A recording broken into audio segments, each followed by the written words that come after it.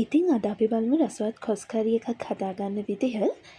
මුලින්ම මේ විදිහට කපාගත්ත කොස් ටික ඇතිලියකට දාගන්නවා.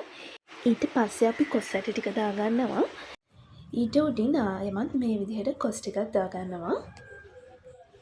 ඊට පස්සේ අපි මේකට අමු මිරිස්, කපාගත්ත බීලුණු ගෙඩි භාගයක්, සුදු ලුණු බික් 3-4ක්, රම්පෙ කරපිංචා, කුරුදු පොත්තක් එකතු කරගන්නවා.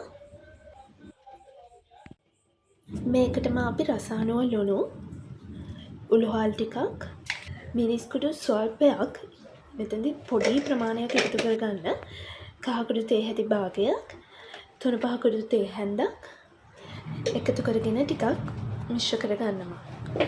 ඊට පස්සේ අපි මේක තැම්බෙන ගානට වතුර එකතු කරගන්නවා. ඔයාලට මෙතෙන්දී දියකිරි එකතු කරගන්නත් පුළුවන්.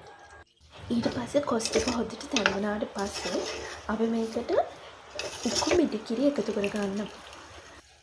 ඊට පස්සේ අපි ඒකට ගම්බිරිස් කුඩු ටිකක් ඉහා ගන්නවා.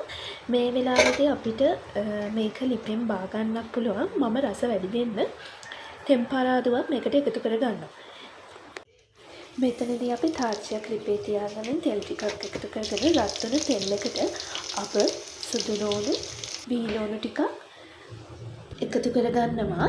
ඒකටම අපි වියලි කරන්වියස් ටිකක්, කරපිංච ටිකක් එකතු කරගෙන මේක රන්වන් පාට වෙනතුරු තෙලේ හොඳට ටෙම්පරාදු කරගන්න ඕනි. ඊට පස්සේ අපි මේකට මිරිස් කුඩු ටිකක් එකතු කරගන්නවා. මිරිස් කුඩු එකතු කරගත්ත ගමන් අපි ලිප ඕෆ් කරගන්න ඕනේ. ඊට පස්සේ මේ ටෙම්පරාදු මිශ්‍රණය කොස් එකට දාගෙන හොඳට කලවම් කරගන්නවා. ඉතින් මේ විදිහට කොස් කරි එකක් ඔයාලත් හදලා බලන්න. ගිහින් එන්නම් සුබ දවසක්.